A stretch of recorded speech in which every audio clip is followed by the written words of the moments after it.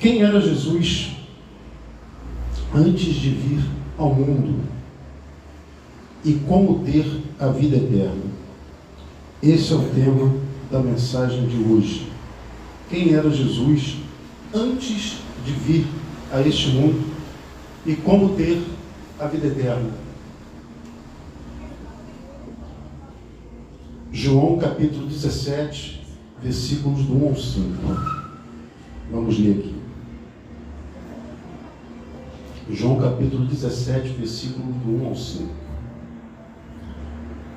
Tendo Jesus falado estas coisas, levantou os olhos ao céu e disse: Pai, é chegada a hora, glorifica teu Filho, para que o Filho te glorifique a ti, assim como lhe conferiste autoridade sobre toda a carne, a fim de que ele conceda a vida eterna a todos os que lhe deste. E a vida eterna é esta, que te conheçam a ti, o único Deus verdadeiro, e a Jesus Cristo, a quem enviaste. Eu te glorifiquei na terra, consumando a obra que me confiaste para fazer. E agora, glorifica-me, ó Pai, contigo mesmo, com a glória que eu tive junto de ti, antes que houvesse mundo. Até aqui. Essa passagem aqui é conhecida como a oração sacerdotal de Jesus, aqui no capítulo 17. E se nós lermos aqui todo o capítulo 17, esse evangelho escrito por João, nós compreenderemos que nesse capítulo aqui 17, Jesus orou por si mesmo e orou também pelos seus discípulos. E por que Jesus Cristo, ele ora por ele mesmo neste capítulo, e João nos deixa registrada essa oração de Cristo? Aqui tem algo interessante. Ele ora pedindo ao Pai que glorificasse o Filho com a glória que ele, o Filho, tinha anteriormente, antes de vir a este mundo, isto é, antes de entrar no seu estado de humilhação, isto é, antes de se encarnar, se tornar um ser humano. Que glória é essa?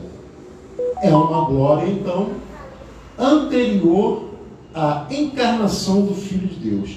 E a resposta é simples. A resposta é que Jesus era um com Deus. E João vai escrever sobre isso no primeiro capítulo desse evangelho aqui. No capítulo 1, versículo 1, João diz o seguinte: no princípio é antes de todas as coisas. No princípio era o Verbo estava com Deus, e o Verbo era Deus. Ele estava no princípio com Deus. Todas as coisas foram feitas por ele, e sem ele, nada do que foi feito se fez. João capítulo 1, do versículo 1 ao 4. João nos informa que Jesus era um ser humano e ao mesmo tempo Deus.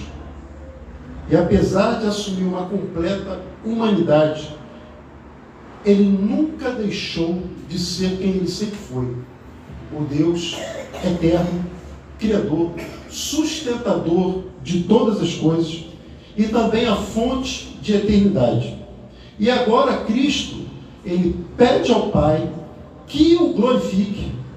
Veja bem, o Filho, homem, pede ao Pai, Deus, que o glorifique, aceitando o sacrifício representado por sua morte e sua ressurreição dentre os mortos. E João foi testemunha ocular de Cristo. Ele viu isso. Seu relato, então, para nós aqui hoje, ele é importante, ele é veraz. Só que para os judeus, né, dizer que Jesus é a encarnação de Deus era uma tremenda de uma blasfêmia. Inclusive era uma blasfêmia passível de morte. E para os gregos, afirmar que Jesus se fez carne era algo inconcebível. E João, ele escreve isso no capítulo 1, versículo 14. E o verbo se fez carne, quer dizer, o verbo, a palavra Deus, ele se fez carne, habitou entre nós, vimos a sua glória. Jesus aqui na oração sacerdotal está pedindo a glória que ele tinha antes de vir. Vimos a sua glória como a glória do unigênito do Pai, cheio de graça e de verdade. Então, ao encarnar, Jesus também nos ensina como Deus pensa e como nós devemos pensar. Então vamos ler aqui Filipenses capítulo 2, versículo 5 em diante. De sorte que haja em vós o mesmo sentimento que houve também em Cristo Jesus, que sendo em forma de Deus, não teve por usurpação ser igual a Deus, mas esvaziou-se a si mesmo, tomando a forma de servo, fazendo-se semelhante aos homens, e achado na forma de homem, humilhou-se a si mesmo, sendo obediente até a morte, e morte de cruz. Versículo 9. Por isso também Deus o exaltou soberanamente, e lhe deu um nome que é sobre todo nome, para que ao nome de Jesus se dobre todo o joelho dos que estão nos céus. Vou ler de novo. Para que ao nome de Jesus se dobre todo o joelho dos que estão nos céus. Todo o joelho dos que estão nos céus tem que se dobrar diante de Jesus.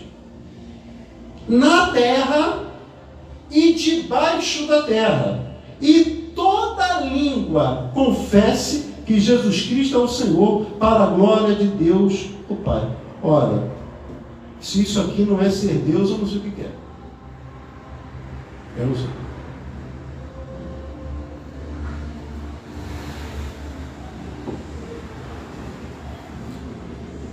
Ao encarnar, Jesus se torna o homem perfeito.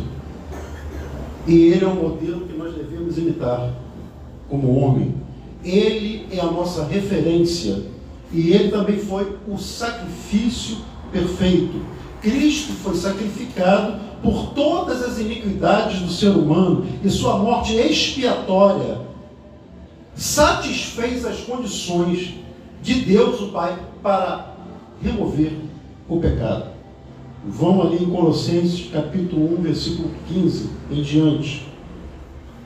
Está falando de Jesus, o qual é imagem do Deus invisível. Quem? Jesus. Jesus é o quê? A imagem do Deus invisível. Pai. Eu e o Pai somos um. Eu e o Pai somos um. Lembre-se sempre disso. Eu e o Pai somos um. O qual é a imagem do Deus invisível, o primogênito de toda a criação, porque nele foram criadas todas as coisas, que há nos céus e na terra, visíveis e invisíveis, sejam tronos, sejam dominações, sejam principados, sejam potestades.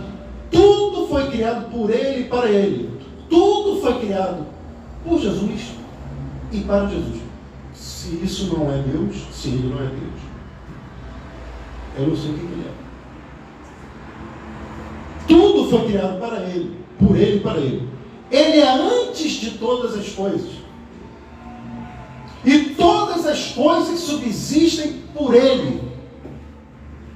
Ele é a cabeça do corpo da igreja, é o princípio, o primogênito dentre os mortos, para quem tudo tem preeminência, porque foi do agrado do Pai que toda a plenitude nele habitasse.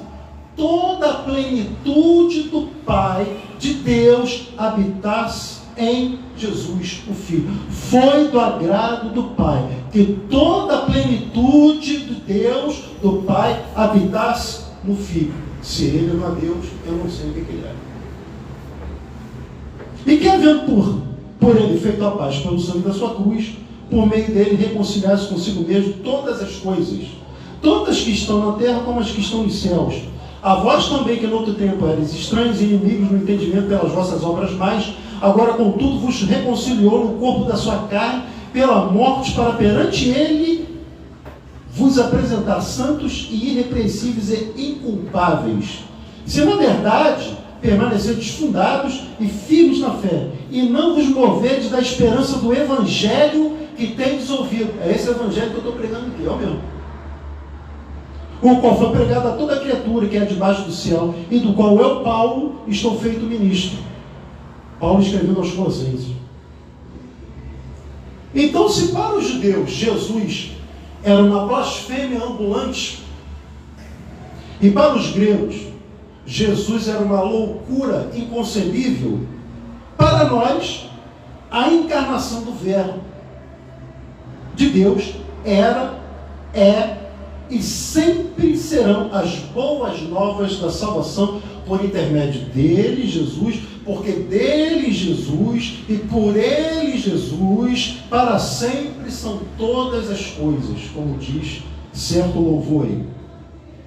Então, aos que têm dificuldade em crer que Jesus era um com Deus, antes de todas as coisas, nós podemos ver que quando Cristo pede ao Pai para restaurá-lo ao seu lugar de honra e autoridade, aqui no capítulo 17, na oração sacerdotal, Estevão também será uma resposta e testemunha ocular da posição de autoridade que Cristo pede ao Pai para reassumir, aqui no capítulo 17 de João. Só que para isso, você vai ter que sair de João e você vai ter que ir lá em Atos, no capítulo 7, no versículo 55.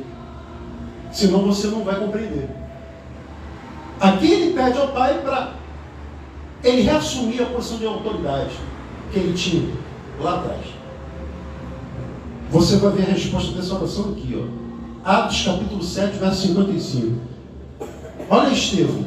Mas ele, estando cheio do Espírito Santo, fixando os olhos no céu, viu a glória de Deus. Estevão agora, cheio do Espírito Santo, está olhando para o céu e está vendo a glória de Deus. E Jesus, que estava à direita de Deus, e disse: eis que vejo os céus abertos, e o Filho do Homem, que está em pé, à mão direita de Deus.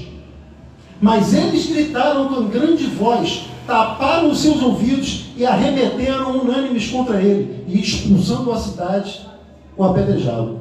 Mataram Estevão apedrejado.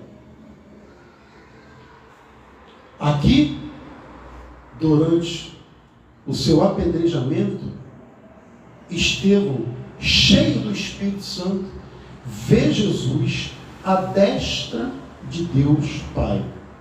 Posição e autoridade que Cristo sempre ocupou desde os tempos eternos e que ele ora no capítulo 17 de João para reassumir a posição e a autoridade que ele tinha.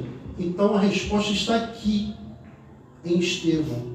Estevão viu ele à destra da majestade de Deus.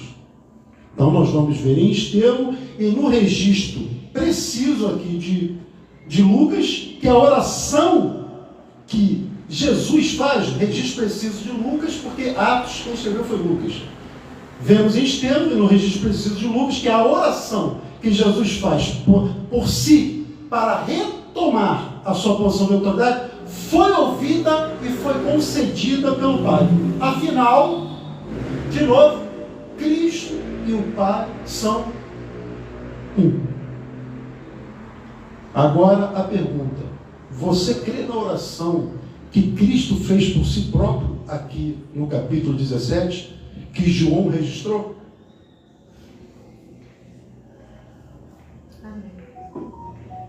Outra pergunta: você crê na resposta de Estevão em Atos capítulo 7? Se você crê, nós praticamente já chegamos à resposta da segunda pergunta da mensagem de hoje. Como ter a vida eterna? Quem era Jesus antes de vir ao mundo e como ter a vida eterna? A resposta está no verso 3 do capítulo 17. E foi dada pelo próprio Senhor Jesus Cristo. Nós vamos ler aqui novamente. Verso 3 do capítulo 17. E a vida eterna é esta: que te conheça a ti, o único Deus verdadeiro, e a Jesus Cristo, a quem enviaste. Conheço a Deus e a Jesus Cristo. Todos nós somos convidados a conhecer o Deus Pai através do seu próprio Filho, Jesus.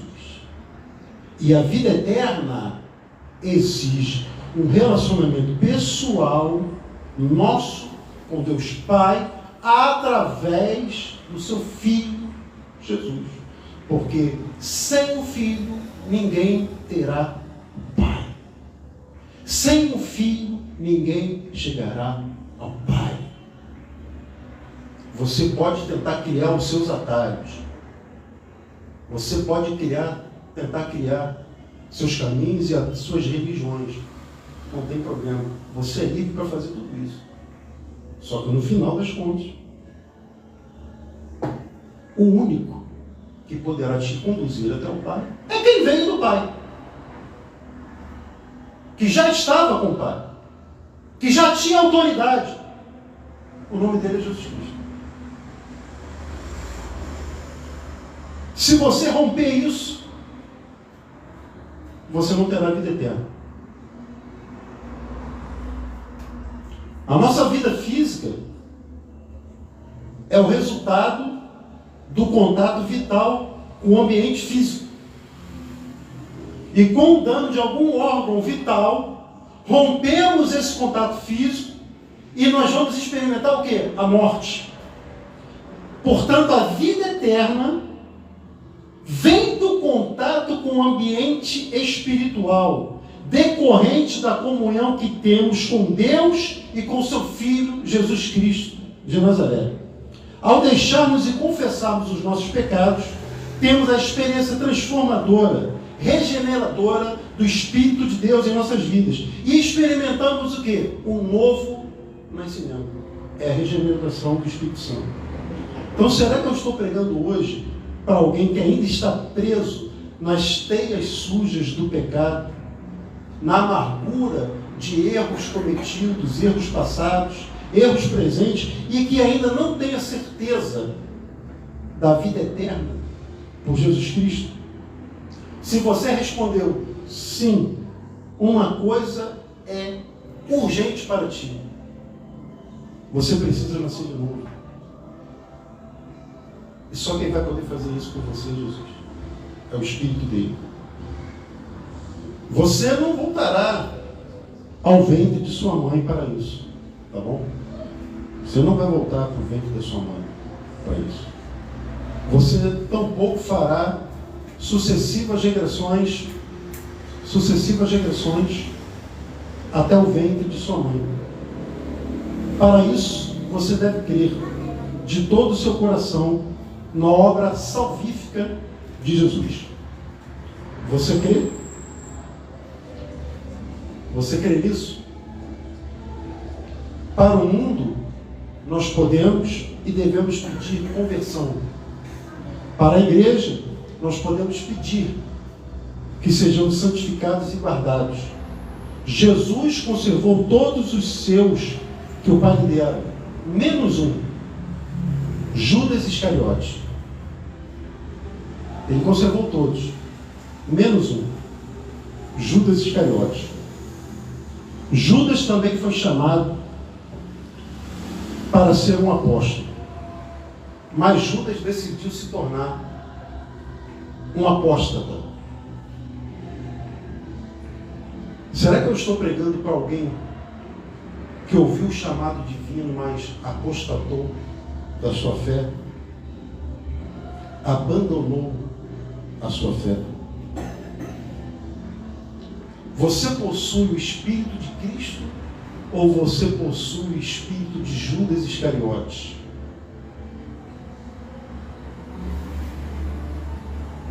Vocês sabiam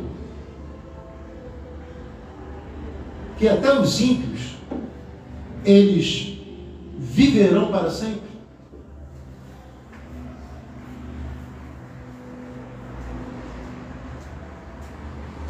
Os ímpios também vão viver para sempre. Porém, no lago de fogo e enxofre. Então, a vida verdadeira significa viver em comunhão com Deus. Uma comunhão tão verdadeira que nem mesmo a morte poderá interromper ou destruir essa vida. E muitos ímpios têm a ideia da imortalidade. Eles têm medo da ideia da imortalidade. Certo homem mundano, ímpio, disse a um pregador: por que vocês pregadores nunca têm uma mensagem para nós que tememos a imortalidade? Porque o mero pensamento de nossa existência ter continuidade não consola ninguém, até nos horroriza. Não se trata de não crer na imortalidade e desejar crer. Trata-se de quase crer, mas preferir não crer. O que eu quero dizer? É que para muitas pessoas a ideia de viver para sempre será terrível. Será terrível. Eu acabei de falar para vocês que os ímpios também vão viver eternamente. E realmente viver eternamente isolado de Deus é a vida futura no inferno. Porém, viver em comunhão com Deus hoje é a bem-aventurança infinita, é o céu verdadeiro, é a verdadeira vida eterna em Cristo e com Cristo. Jesus diz que todo aquele que vive e crê nele nunca morrerá. João capítulo 11, versículo 25. Eu vou ler para vocês. Disse-lhe Jesus: eu sou a ressurreição e a vida. Quem crê em mim, ainda que esteja morto, viverá. E todo aquele que vive e crê em mim nunca morrerá. Crês tu isto? A vida eterna é Jesus. A vida eterna não é o líder da tua religião. A vida eterna não é o fundador da tua religião. A vida eterna não é o fundador da tua seita. A vida eterna não é o fundador da tua igreja. A vida eterna não é o fundador, não é o pastor da tua igreja. Não é o sacerdote da tua igreja. A vida eterna não é o sacerdote evangélico. A vida eterna não é o sacerdote budista. A vida eterna não é Maomé. A vida eterna não é Allan Kardec.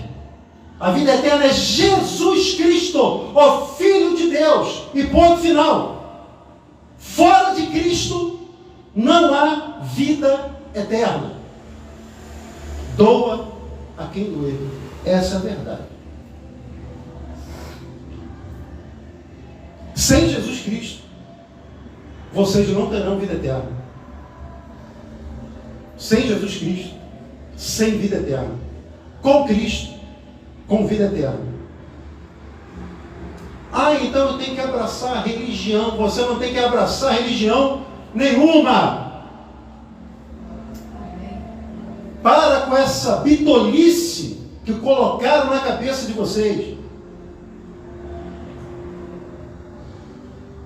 Eu não sou evangélico, eu não sou católico, eu não sou espírita, eu sou de Cristo Jesus, um seguidor de Cristo Jesus,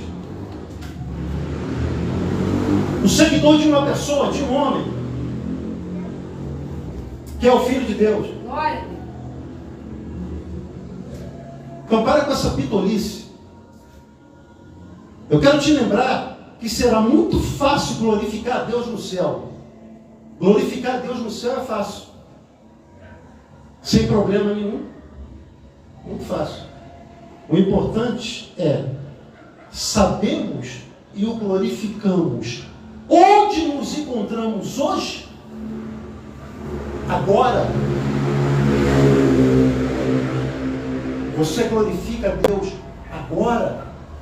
A sua vida é uma vida que dá glórias a Deus?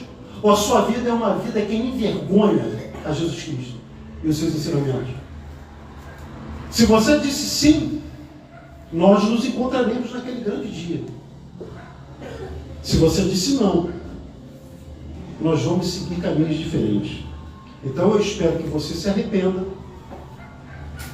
creia e tenha vida eterna somente por Jesus, o Cristo.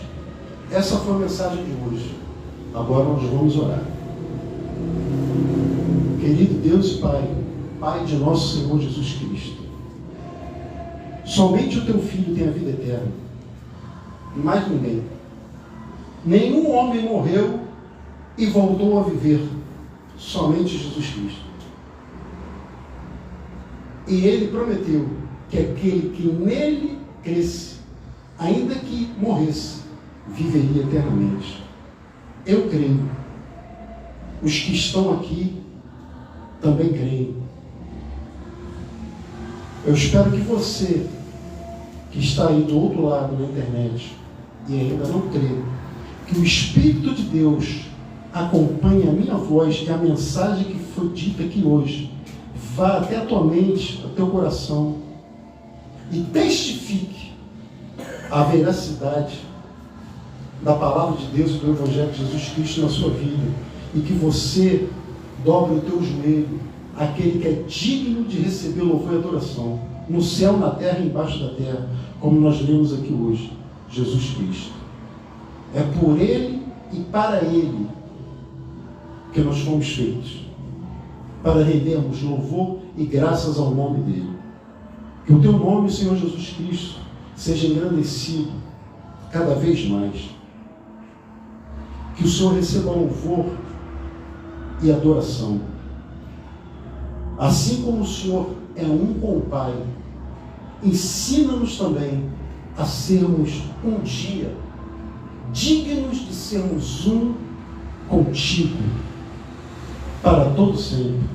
Ensina-nos a andar nos teus caminhos, nas tuas pisaduras, na tua caminhada.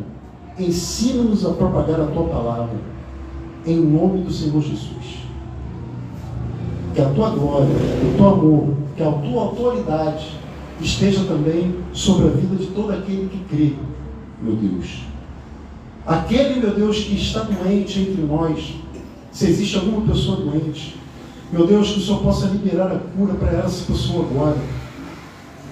Essa pessoa, meu Deus, que está clamando a Ti, porque tem uma enfermidade e não consegue ser curada, não consegue ser restabelecido. Em nome de Jesus eu lhe peço, meu Deus, que o Senhor possa enviar a cura, que o Senhor possa restaurar a saúde física, que o Senhor possa restaurar, meu Deus, a saúde daqueles que andam doentes. Meu Deus, as coisas no nosso país são muito caras. A maioria da nossa população não tem condições de pagar um bom plano de saúde para ter um bom atendimento médico, para ir em todas as especialidades médicas e ter suas consultas, Pai. Não tem. A maioria do povo brasileiro não tem isso. Então eu peço a Ti, para que o Senhor seja o nosso plano de saúde, para que o Senhor seja a nossa cura, porque o Senhor é descrito aqui na palavra como o médico dos médicos. Então, se nós não temos dinheiro para pagar um bom plano de saúde, porque o Senhor não estende as mãos para a nossa vida e nos cura, Senhor, e nos cura da doença, nos cura da enfermidade física, da enfermidade da alma também, meu Deus. É importante, meu Deus. É importante porque há pessoas que sempre querem ver sinais. Ah, se o seu Deus é verdadeiro, se isso que você prega é verdade, me mostra um sinal. Meu Deus, nós cremos em Ti e não precisamos de nenhum sinal. Mas há os incrédulos que sempre pedem algum sinal. Se for da Tua vontade, dê-lhes algum sinal. para que eles possam ver e crer que existe um Deus que governa todo o universo, toda a terra. O seu nome é Jesus Cristo de Nazaré. Senhor Jesus Cristo, nós reconhecemos o teu sacrifício perfeito na cruz do Calvário. O teu Pai aceitou esse sacrifício e nos perdoou através do seu sacrifício, da sua morte na cruz e da sua expiação. Então nós recebemos o perdão dos nossos pecados nesta noite por aquilo que o Senhor fez. Meu Deus, nós ainda temos uma semana que se inicia hoje. Temos uma semana toda pela frente. Abençoe essa semana que está se iniciando hoje. Abençoe o dia de amanhã. Meu Deus, que o Senhor possa prover para cada pessoa que está aqui hoje o pão, o alimento de cada dia. Que o Senhor possa prover o trabalho. Que o Senhor possa prover, meu Deus, o dinheiro, as finanças, para que nós possamos quitar as nossas dívidas, pagar os nossos compromissos. Que o Senhor possa abrir portas, meu Deus, nas nossas vidas. Em nome de Jesus. Abra portas na vida da minha esposa. Abra portas na vida aqui, meu Deus, do irmão Baiano. Abra portas na vida das crianças que estão aqui hoje. Que essas crianças tenham um futuro abençoado por Ti. Que essas crianças venham pegar um país melhor do que o país que nós pegamos. Que essas crianças venham ter tudo e desfrutar de tudo aquilo que nós talvez não conseguimos desfrutar, meu Pai. Porque os nossos filhos são a herança do Senhor, mas são a nossa herança também. É a nossa semente que está aqui na terra. Então, quando eu vejo essas crianças aqui, meu Deus, eu me preocupo com o futuro deles, porque eles são o futuro dessa nação. Essas crianças, meu Pai, são o futuro do nosso Brasil, são o futuro dessa nação. Então, meu Deus, faz deles grandes homens e mulheres. Homens, meu Deus, comprometidos com a Tua Palavra, mulheres comprometidas com a Tua Palavra, com o Teu Evangelho, com a Tua verdade. Que o Teu Espírito Santo habite neles de forma poderosa, que eles venham a fazer sinais e prodígios através do nome do Teu Filho Jesus Cristo. Que a fé que há em nós também haja neles. E que eles reproduzam, meu Deus, que eles possam ser pregoeiros também da Tua Palavra, em nome de Jesus, e ensinar a Tua Palavra. É o que nós te pedimos, meu Deus.